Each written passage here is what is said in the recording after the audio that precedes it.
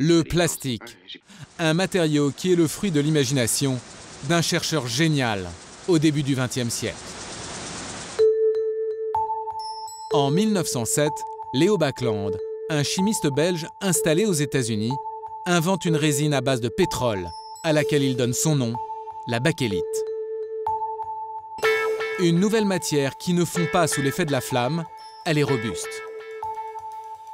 Mais c'est après la Deuxième Guerre mondiale qu'on entre vraiment dans l'ère du plastique. La place conquise par les plastiques sur le marché va s'élargissant chaque jour. Les années 50 marquent les débuts de la consommation de masse. C'est le triomphe du plastique.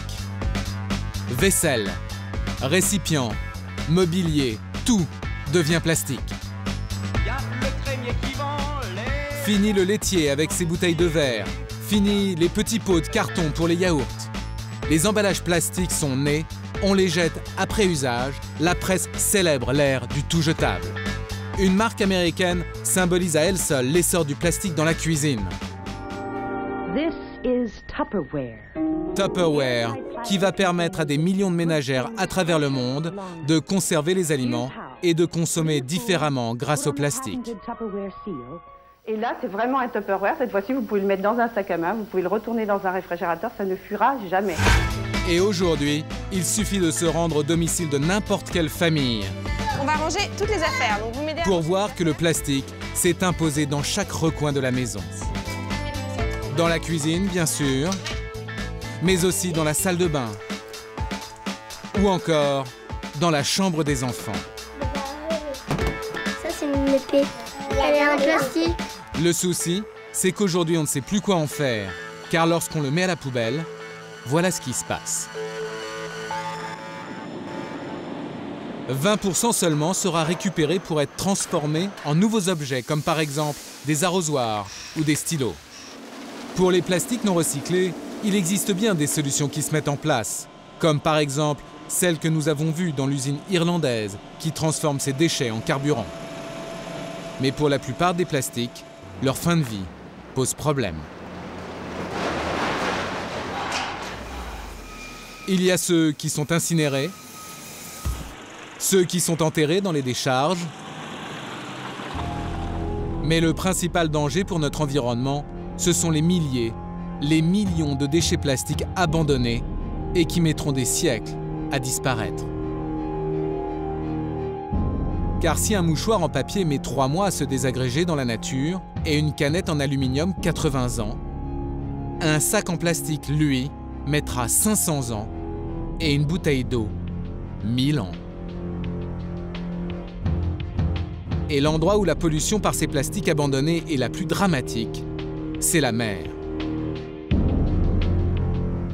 Et ce n'est pas la peine d'aller très loin pour le constater. Nous sommes à Marseille. Benjamin a rendez-vous avec des copains pour une grande opération de sauvetage. Comment ça va? Salut. Le sauvetage de la plage. L'endroit a beau être régulièrement nettoyé par les services de la ville, lorsqu'on y regarde de près, il y a encore beaucoup de travail. Barrette à cheveux, perdu pendant une baignade, les pailles et tout ça. Ça, ça flotte beaucoup. Donc auquel cas, on les retrouve très facilement sur les plages.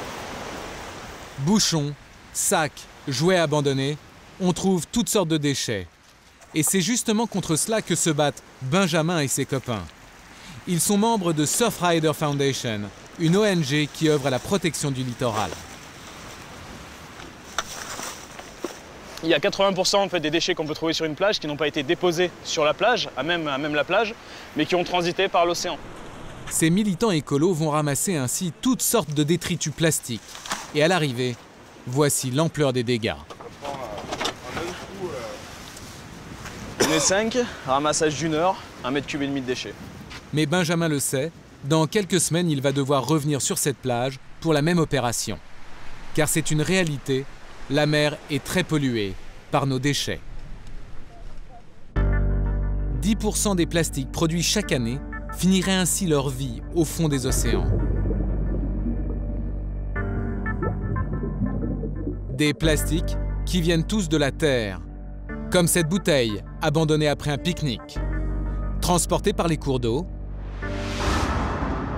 elle va finir par atteindre la mer, où elle ira rejoindre des millions d'autres détritus, eux aussi perdus dans l'océan.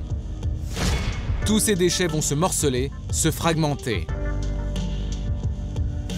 Leur concentration peut atteindre des tailles considérables. Ainsi, au milieu du Pacifique, la masse de plastique qui s'est formée est déjà grande comme 1,5 fois la France. Et ce n'est pas la seule zone. La plupart des mers du globe sont concernées, comme l'océan Atlantique ou la Méditerranée.